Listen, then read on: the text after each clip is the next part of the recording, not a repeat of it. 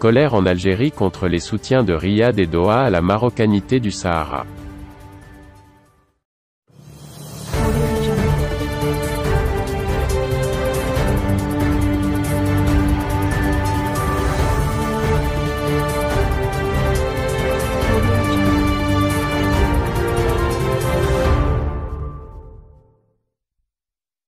En Algérie, de nombreux médias sont vent debout contre l'Arabie saoudite et le Qatar, pointés du doigt pour leur appui à l'ONU à l'occupation marocaine du Sahara occidental.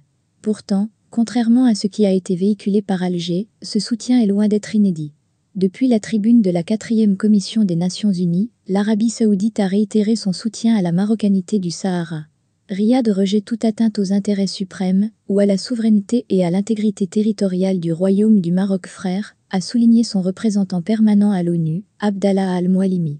Le diplomate a couvert d'éloges les développements économiques et sociaux au Sahara marocain et les réalisations cruciales en matière de droits de l'homme. Mieux, il a salué la tenue des 2 tables rondes de Genève, en décembre 2018 et mars 2019, ayant réuni les représentants du Maroc, Algérie, Mauritanie et Polisario, appelant à poursuivre dans cette direction. Un appui qui a immédiatement suscité une levée de boucliers en Algérie.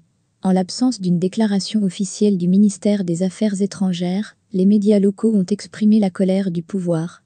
Grave propos de l'ambassadeur saoudien à l'ONU, écrit TSA dans un premier article, accompagné par de larges extraits de l'intervention du diplomate saoudien.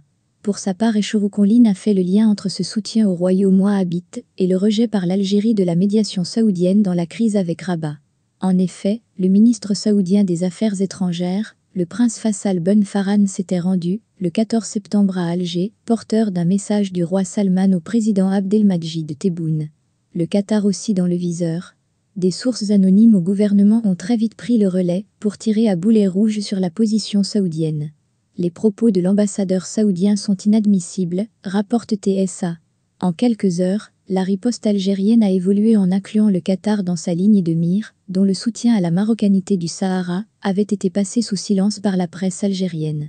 Le Qatar soutient les efforts du secrétaire général de l'ONU visant à aboutir à une solution politique durable et de compromis dans le cadre du processus politique, de manière à garantir la souveraineté du Royaume du Maroc. Alia Ahmed bin Saïf Al Thani, représentante permanente du Qatar à l'ONU. Ce vendredi, dans des déclarations à Anahar en ligne, une source algérienne a qualifié les interventions des diplomates saoudiens et qataris de contre-vérités stupides, visant à induire en erreur l'opinion publique internationale et émises par des pays qui ont grandement contribué au morcellement continu du monde arabe. Tout en précisant que l'Algérie se réserve le droit de répondre à ces polémiques, la même source a écarté toute réponse officielle de son pays aux positions de Riyad et Doha. Contrairement à ce qui était véhiculé par la presse algérienne, les appuis de l'Arabie saoudite et du Qatar à la marocanité du Sahara ne sont pas inédits. Le même ambassadeur saoudien, Abdallah Al-Moualimi, avait exprimé, en juin dernier, et depuis la même tribune de l'ONU, le soutien de son pays à l'initiative d'autonomie au Sahara marocain, dans le cadre de la souveraineté et de l'intégrité territoriale du Maroc. Le Qatar a une position similaire.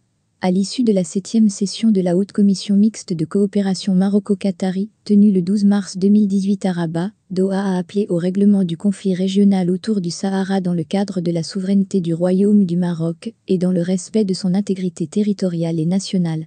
Des positions que les 2 États réitèrent régulièrement à l'occasion de réunions internationales.